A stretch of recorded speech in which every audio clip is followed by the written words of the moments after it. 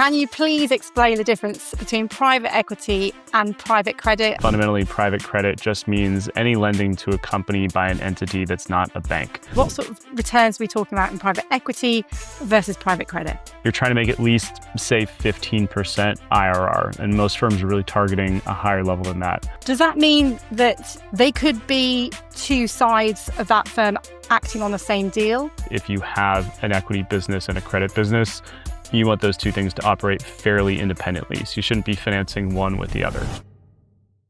Hi, Graham. Hi, Debs. How are you doing? I'm great, but I've got an important question for you. Can you please explain the difference between private equity and private credit? I know they sound similar. They're careers that kind of sit next to each other, but what is the difference between them? Ooh, okay. A lot of similarities and a lot of differences. I'm only going to do this at a high level to begin with, and I'm sure you're going to have some follow-up questions. Fundamentally, the main difference is what are you investing in? So private equity, private credit, we're both talking about private investment. So on the equity side, companies that don't trade on the public market. On the credit side, we are making non-traded, illiquid loans. And fundamentally, private credit just means any lending to a company by an entity that's not a bank. So investing in illiquid loans or investing in companies that don't trade on the public market. Fundamentally, that is the difference. Okay, so how does that mean their investment process is different? How your motivations are different? Well, let's think about the difference in motivation between an equity investor and a credit investor. An equity investor is at a very basic level. Just think about public market equity investing. You're trying to buy low and sell high. You're trying to buy companies where you think there is some kind of value opportunity. I can buy something for 10 times EBITDA, grow EBITDA, hopefully sell it for 15 times EBITDA, right? I'm trying to access some kind of upside potential. A credit investor has capped upside. So when you make a loan to a company, you have a contract which says, I am going to get repaid X, and generally not more than X, except for the case where you have some kind of equity co-investment or warrant or some kind of equity-like return. But the way you make money in credit is by protecting your investment capital. Because you have this capped upside, what you really don't want to do is lose money. Of course, you don't want to lose money in an equity portfolio either, but in an equity portfolio, you can afford to have more losses because you might have a 5 or a 10 times return in your private equity portfolio. You're not going to have the same thing in the credit portfolio. So credit, you're participating for a capped return, and you're focused a lot more on preservation of capital and downside protection.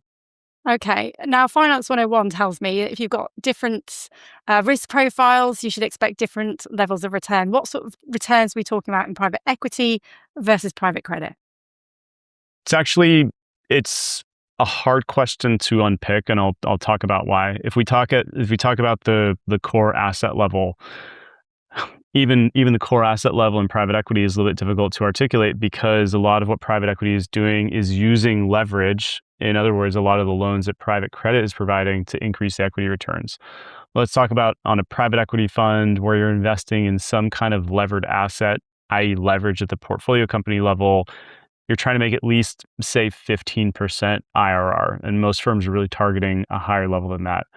On a credit asset, your actual asset level returns are probably high single digits, maybe 10% when you think about some blend of SOFR or whatever your base rate is, plus your margin on the loan, plus some amount of upfront fee.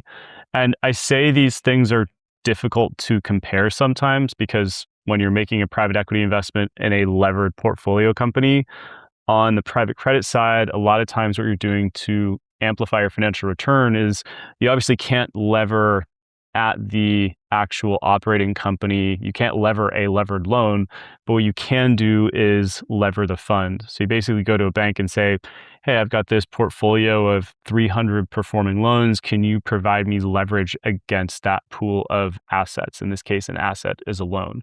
And if you, in essence, when you fund a particular credit investment, if you're funding some of that with your own equity capital and some of that with debt capital that costs less than the loan that you're participating in, then you amplify your fund financial returns. And on the fund, you're probably targeting 12 to 15%, something like that. Okay. And you mentioned in there the fact that, for private equity deals, you've then got private credit providing the debt financing into that same deal. Does that mean that for a single private equity firm that also has its own private credit funds, they could be two sides of that firm acting on the same deal? And if so, do they actually interact with each other much? That's a good question. I don't know. I don't in my time in private credit, I didn't see any of that. So I mean, I was at Ares for a decade. Ares obviously has a private equity business. We never looked at financing any Ares private equity portfolio company. I mean, I think the blurring of those lines is a little bit too murky, and I'm not saying you could never do this or should never do this, but I don't really know of a firm who does it in particular. And I'd say generally speaking, the base case is if you have an equity business and a credit business, you want those two things to operate fairly independently. So you shouldn't be financing one with the other. Okay, but then I guess sort of as a follow-on, when you were working on transactions, you were, providing the credit for a leveraged buyout. What was your level of interaction with private equity? Were you kind of coordinating very closely? And even after the deal, was there a lot of interaction? Oh, from that perspective, very closely. Because if you think about what private credit, let's say regular private credit or the majority of private credit has historically done, a lot of it is sponsor finance. So you're investing in levered loans for companies that are owned by financial sponsors.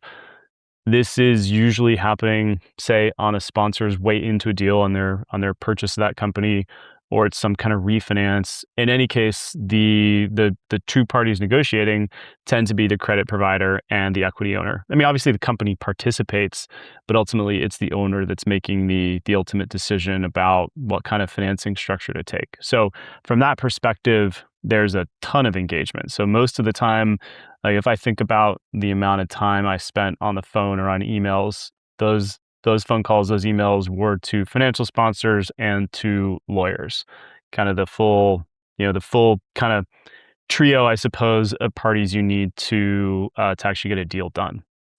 And how did the priorities of private equity differ to your priorities in private credit? Were you all singing from the same hymn sheet, or did you actually want different things out of the deal?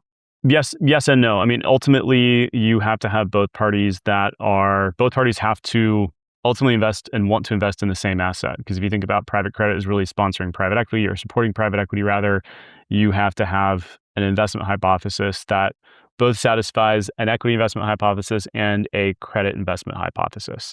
And there are companies that do both. You think about what is going to get you comfort in terms of downside protection as a credit investor, the visibility on revenue, businesses that have a lot of recurring revenue. When we've talked about, say, software exposure and private credit and private equity, a lot of that software exposure is there because those companies provide good visibility on revenue, on EBITDA. Ultimately, you're looking for visibility on cash flow. From an equity perspective, you can find companies that both do that and also have interesting growth prospects. So that's what's going to get the equity investor excited. So if you can and you do find companies that satisfy both, just from different perspectives. Okay, so private equity, they're more focused on the upside, private credit, more focused on protecting against the downside. That's Exactly. interesting. And then from an actual skill set perspective, I know you were probably a superstar analyst with amazing skills when you were in private credit, but what is the difference in skill sets needed? If someone's thinking, should I look to get into private equity? Should I look to get to private credit? What are the different skills that you think they would need? Okay, so in terms of the broad skills, they're very similar. If you think about the deal process, deal comes in, I do diligence on a deal, a bunch of work to get myself comfortable. That overall skill set is very similar on both sides. I'd say the focus of that diligence tends to be a little bit different. Again, on the equity side, you're focused on trying to identify the market opportunity, figure out how much can I grow this business, how much can I sell it for. On the credit perspective, you're trying to focus on all the areas where you think you can lose money and convince yourself that the risk that you're taking, you're getting paid for. Everyone's always trying to maximize their risk-adjusted return. In terms of the way those processes differ, I would say from an equity perspective, your deal process is probably a little bit longer. If you're an associate in a private equity firm, you're probably doing more work on, say, a single transaction for a longer period of time. In a credit shop, you're generally doing a little bit more volume. So you'll do still a decent percentage of the diligence that the private equity firm is doing, but you'll be able to do more of those things more repeatedly. So it kind of depends on how you're wired. Do you like seeing a bit more flow and a bit more volume, or do you like getting really, really into the weeds on, say, one particular deal, one particular transaction? Me personally, so I was a generalist. So I looked at companies in pretty much every sector, and I thought that was kind of interesting because I learned how a an agriculture business has something that's completely different from a business in technology, differing from a business in manufacturing. And I found it interesting just to look at a lot of those. And an equity portfolio, especially now with equity being fairly specialized, you're more likely to be looking at, say, one industry in a lot of detail. So it kind of depends on how you're wired. Okay. All right. And then I guess also if there's an analyst watching who's thinking, actually, I really enjoy modeling, I enjoy spreadsheet work, or I'm really interested in understanding businesses. Is there a particular side that favors some of those skills, or is it kind of balanced across both? On that side, I think it's both. You're going to have to do all that work regardless of what seat you're sitting in. I said, if you're trying to get a lot of exposure to different businesses, you probably see a bit more flow on the credit side of things. But as it relates to the actual work, I want to know how to model. I want to know how to do diligence, investment hypothesis building, all that kind of stuff. You're going to get that in both. Okay, great. Final question for you, Graham. Career pathways. Tell us about how you should get into private equity and private credit, and also what the opportunities are after that. Again, I'd say they're very, very similar these days, and also different compared to, say, when we were both kind of in the market looking for jobs like this. Like when I was an analyst at Lehman, the only way you could get into a job in private credit or private equity was by doing, say, an investment banking analyst program, and then changing. Now you really have an opportunity to go to a lot of these places straight out of school. So I was just at my former employer doing their summer intern training. You can get a job at Ares right out of school. That never used to be the case. So in terms of how to go about getting the job, it's going to be the same track for both. And then in terms of ultimate kind of career progression, I'd say they're also, again, they tend to look very, very similar. Like if you think about the way these firms are structured, the way the firms are incentivized, the way the funds are structured, very detailed topics we can get into, and there are some important differences, but at a really high level, they tend to look very similar. You're raising money from institutional LPs, limited partners of all types, gathering those assets and then investing that equity capital either into purchasing companies outright or to making loans to those companies. So kind of different investment focus, but in terms of the overall process, they actually look pretty similar. Okay. Actually, I do have one more question, if I can. You've obviously seen investment banking and also the private markets, having worked in private credit. What was the best thing about making that move? I mean, when I left Lehman Brothers, and I guess I can talk as much shit as I want about Lehman because it doesn't exist anymore. But when I left Lehman, I was working till like 2 a.m. every day, and I was a young analyst looking for a better life, and that was basically Beautiful. that was almost it as it relates to my kind of career decision at that point. I still worked a lot, but I didn't work until 2 a.m. like every night. So that was my main motivation for making the switch when I did anyway. Okay, fantastic. Honestly, Graham, that was so interesting. Loved hearing all of that. And I hope our listeners also enjoyed hearing about you talking through the differences between private equity and private credit and learning a little bit more about the life of a private equity and private credit analyst. Thanks for listening.